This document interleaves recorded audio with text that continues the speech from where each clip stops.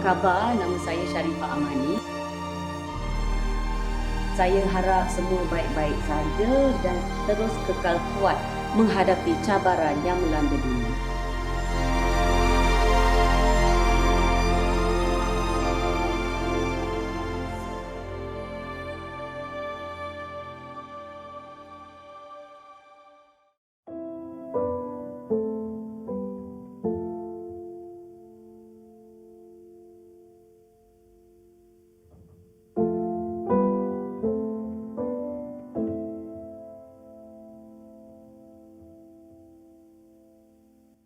Bersempena International Women's Day 2022, Biz of Re menganjurkan Re Gives Back untuk mendukung apa khabar anak seni khas buat wanita industri seni kami. Through this campaign, I'll be speaking to 3 of our local arts practitioners to shine a light on their stories and to hopefully raise awareness on what they had to go through.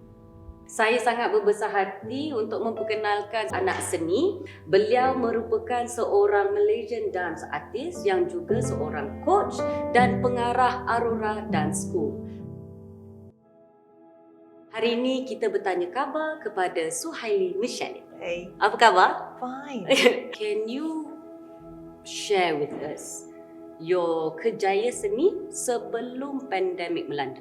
Rasa macam far away. Betul sangat kan? I think before the pandemic happened, I was actually very focused on looking at the business and the school, Aurora Dance School, which was built by my mom 30 tahun lalu. It's a huge responsibility. Betul. And you know, the plan was to build a show, you know, the concert, the exams, macam-macam lah, you know, and to also encourage children to go further than dance. So kita nak try to incorporate whether it's theatre acting, holistic therapies for children, you know, be it painting or ways to heal the children. I mean, in terms of perkembangan minda mereka and when they are reaching their mature stages in life. Okay. So like from budak-budak to teenage, and then from teenage years to adulthood. So these were just interesting plannings yang I was baru nak explore, baru nak cuba, baru nak maybe, you know, seek for collaborations. Betul. Because that's what we do as anak seni lah. Yep. Always find ways to like collaborate, you know. Yes. Find things to play. Be it or not, it works or not, tapi at the end of the day, you just want to learn and just find that courage to say, I've done this, I took the risk, dia tak jadi, tak mampu, let's move on. How are we going to do it? I don't know. Many ways, there's going to be options. To try something else as well. Yeah, sebagai a Malaysian dance artist, you know, the peranan to play the role of just Aurora Dance School was not enough. The community needed a lot more, and of course me being me, best, you know, best like, hey, Suhaili, we want to do this and that. How's your schedule? Besides teaching, nighttime, no, and no. But yeah, I could do something if you have, you know. Yes, because you work with a lot of people. You collaborate with so many people and you do so many different things. Yeah. And I think you introduce a lot of people yang tak tahu pasal seni tari because you do commercials, you do music videos and stuff like that. So it opens a lot of people punya eyes to the actual art form. Betul. Yeah. Thoughts that haunt me of how you and I were meant to be, but do you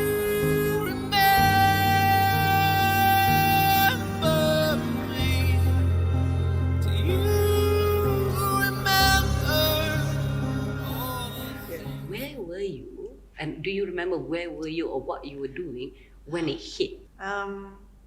When the announcement came out, you have like, I don't know, 48 hours, pretty much, something like that. You know, I was with my mom's long-time staff, whom I just found out yesterday has been with us for 16 years. Gosh.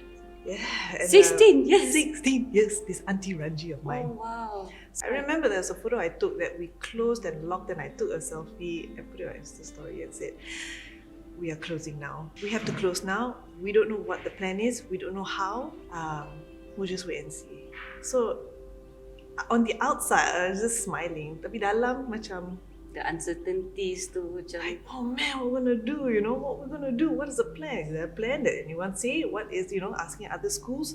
exactly. There was no time to ask for other schools. Other people also didn't They know. were just worried where they're gonna stay. Who are they gonna stay with? What is the safest place to be at? It I was in survival Sumayajaya. mode. It was survival mode at that time. Yeah. Betul. And I was literally alone at home with my animals for 5 weeks. The first lockdown. Oh my god. Yeah. How did you cope? Actually, because kita sebagai anak seni, the scheduling. It's always back to back to back. Yeah. We never actually ever macam lockdown would stay at home 24/7. No. Never. No. Kan? So it was always balik tidur, keluar Yeah. balik tidur. So this was very fresh for me. I understand. First week, second week, best, cuci lantai from scratch, from the kitchen to the outside, Wow. garden bunga, yay! All the things that I never thought I would do because we were so comfortable with mom doing it. And, Yeah. there was a cleaner that comes. Yeah. It was all like really managing on my own. Best, shock. And I really didn't have to worry about anything else Okay. because there's nothing we can do. Right. Whatever I started in the first 2 weeks, kita improvise lah dekat taman, outside my Yeah. halaman rumah lah, in my living room, small confined space, feeling buat content. Near the, got a lot of bruises here and there, but obviously awareness of the space you're not used to is just unfamiliar. So it started getting a bit like this. I just started laying back, laying low. Berat. Yeah. Heavy. Yeah, and then it was just stillness, just waiting. It was hard. And because saya mainkan peranan as a director in the school, Exactly. which has only given me 2 years to kind of run it in a way that I could see results, small results, because my mom only passed it on very, very recently. So it was nerve-wracking because we had to pay people. Well, Of course. I forgot. I have to pay people. I have to make sure if they don't get enough pay, I needed to cut back mine. And by cutting half of that for a time that I pun tak tahu, Betul. I just had to motivate myself. Like, no, I have people around me. We are on virtual. Masa tu Zoom was always giving us 40 minutes free. We still couldn't afford. I wasn't willing to pay the subscription yang kalau as long as you want, it's like, my USD, how much is that? It's like 1,000 something. Yeah. Okay, can we still fulfill this? How long is lockdown? Diorang nak, the yuran that they were giving a year wasn't justifying why am I doing this in the first place. So I got lost. I got very nervous, and then with the lockdown being extended, Betul. I really almost feel like, wow, this is how it feels bila orang mentally unstable. This is crazy. For this, it started with IGTV. It's called Ballet Filet. The Okay. Ballet Filet class. Kenapa Okay, filet? okay. Because I had to only fry chicken filet in my kitchen, and kitchen had the best Wi-Fi and the biggest space. So I was doing ballet class for free for any anak seni who are constant dancers. I mean that time as in professional dancers still in training to do classes.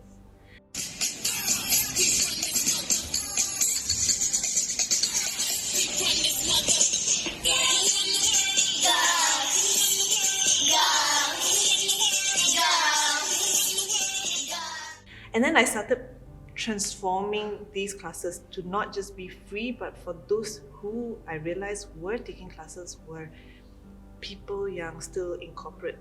There were still people who were doing work in a corporate environment, so they were getting paid. So they said, can we pay you?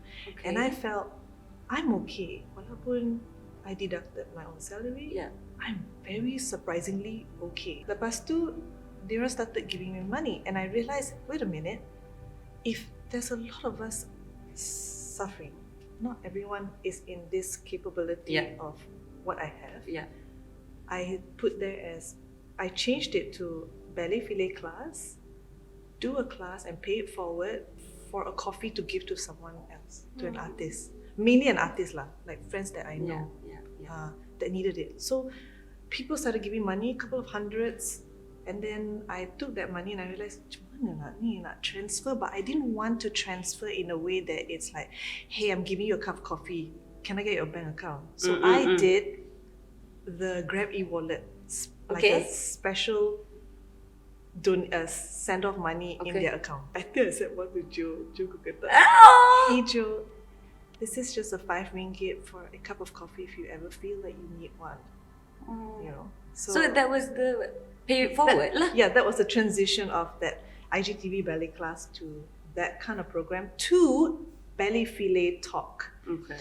Ballet Filet Talk basically is a stream session di mana my good friend in Singapore loaned me his subscription for me to go live interviewing anak seni that is out of my own industry. Nice. So I invited Shamin Uthman. Nice. It's funny because I was telling her, I don't talk to you guys because there was never an opportunity in project.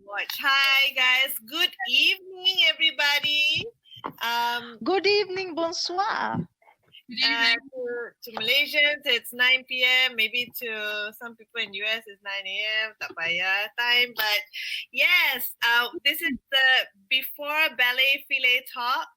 Yesterday we had one with Aaron, Khalid, and Joshua Gui, and today I have really awesome guests. And it's Mai Fernandez, Yintan. Yintan is the one touching the face like this, and then Ida Mariana. So I realized like that's what I need. I need to Connect balik. rejuvenate myself, my mind. It's not about dance because I even spoke to January Low and she's like saying, I have this love-hate relationship with dance right now. Because you think it's your therapy to lepaskan and find your freedom, but then it suddenly starts making you feel like, oh, it didn't work. It didn't work at a point. And I understand her. Like, the frustration. Okay. Yeah. I understand like the fact that I couldn't be creative as well, but dancers, I would imagine this is your tool, kan? Yeah. So what was the disconnect? It's strange. It's like suddenly you don't really like the way you improv. Macam tu. Like you look at him like, macam Tak jadi. yeah. So that's why for me to balance out, coaching was important. Coaching was a way to train people and to remind me that dari segi sending ilmu and receiving ilmu, and that's creativity, is to make sure I nurture somebody or I nurture a community. Understood. In that way, if they heal, I can heal juga. So, yeah. So what happened so to the speaking students? Yeah, I want to know about that. How did they? Can you imagine if you were going through that? The kids pula. That is such an outlet, kan? Yeah. So I think part of the tenaga yang I rasa I was absorbing was also the virtual classes and sessions that Aurora was still trying to go, still hanging strong to help the children. Now, after all that, all the stress, all the trying to strive and get through this, things seem to be lighter now. So, what are the plans for 2022? I think tahun 2022, because 2021 at the end gave me the courage actually to know that performance can go, can finally berjalan somehow lancar. It gave me more confidence to plan that production dari segi and I guess fusing children, getting children involved and getting our culture embedded in ballet somehow is something I want to make in this production live, because I think kita dah lupa yang walaupun virtual is more accessible, is current and all that, but focus span and patience is getting lagi kurang. thinner. So dengan bringing back our traditional, theatre ethics, iaitu live performances is sangat diperlukan. So more shows.